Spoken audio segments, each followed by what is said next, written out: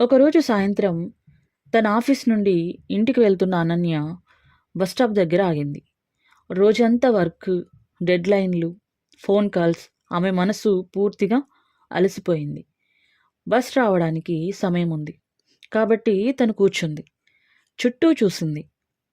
ఒక అమ్మాయి రోడ్డు పక్కన పూలమ్ముతోంది. ఆమె ముఖంలో చెమట, దుమ్ము, అలసట. కానీ నవ్వు మాత్రం నిజమైంది.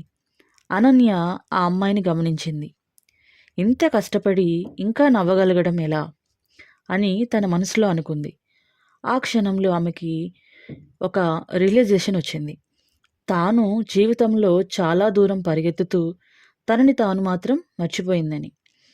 బస్సు వచ్చింది. ఆమె ఎక్కింది. కిటికీ బయట ఆ పూలమ్మాయిని మళ్ళీ చూసింది. అనన్య మనసులో మొదటిసారిగా ప్రశాంతత వచ్చింది. ఆ రోజు రాత్రి ఇంటికి వెళ్ళి తను ఒక డైరీ తీసుకుంది.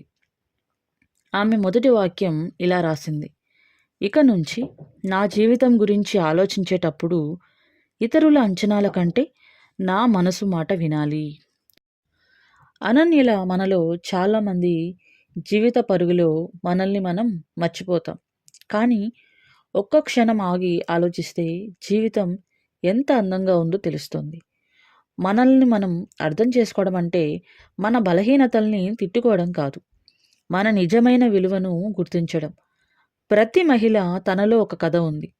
దానిని వినిపించేది క్రిగో పాడ్కాస్ట్ బై రేవతి.